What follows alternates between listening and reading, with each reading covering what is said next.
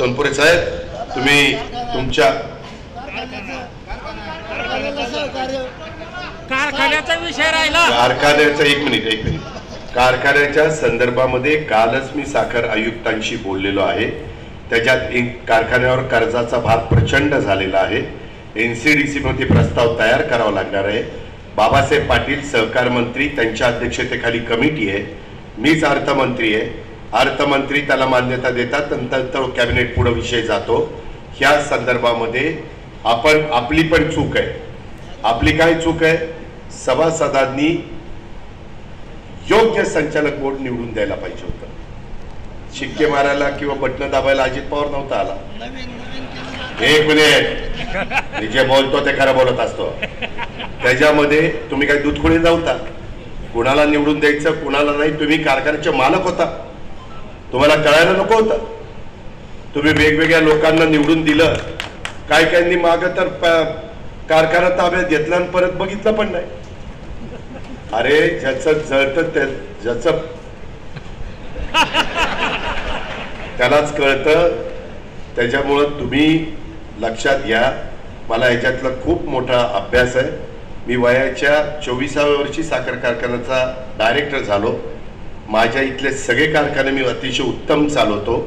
मी आमच्या अरुण तनपुरे साहेबांना सांगितलेलं आहे. त्याच्या संदर्भामध्ये काही गोष्टी फार कडक म्हणजे अतिशय कडक मी बघितलेलं आहे. एक काळ असा होता, मी लहान होतो त्यावेळेस वेगवेगळे लोक डायरेक्टर बोर्ड तुमचं फिरायचं.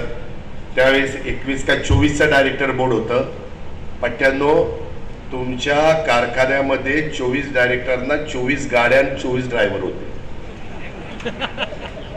हे मी डोळ्यांनी बघितलं आहे. सगळेजण पेट्रोल डिझेल फुल करायचे. देवदर्शन, पाहुणे रावळे, लग्न जुळवा जुळवी सगळं काही त्या गाड्यांवर चालायचं. म्हणजे आम्ही तर हिशोब एकदा काढला होता. त्या 5 वर्षाचं गाड्यांचं पेट्रोल डिझेलचा खर्च ते सगळा गोळाबेरीज केली असती तर इथून गाडी चंद्रावर गेली असती, चंद्रावर इथं आली असती. एवढं डिझेल पेट्रोल चाललं. काय सांगायचं ह्याच्यात? मी तर काम करणारच आहे, मी मदत करणारच आहे. पण त्यामध्ये इतरांनी पण फार डोळ्यात तेल घालून ते करावं लागेल रे बाबांनो.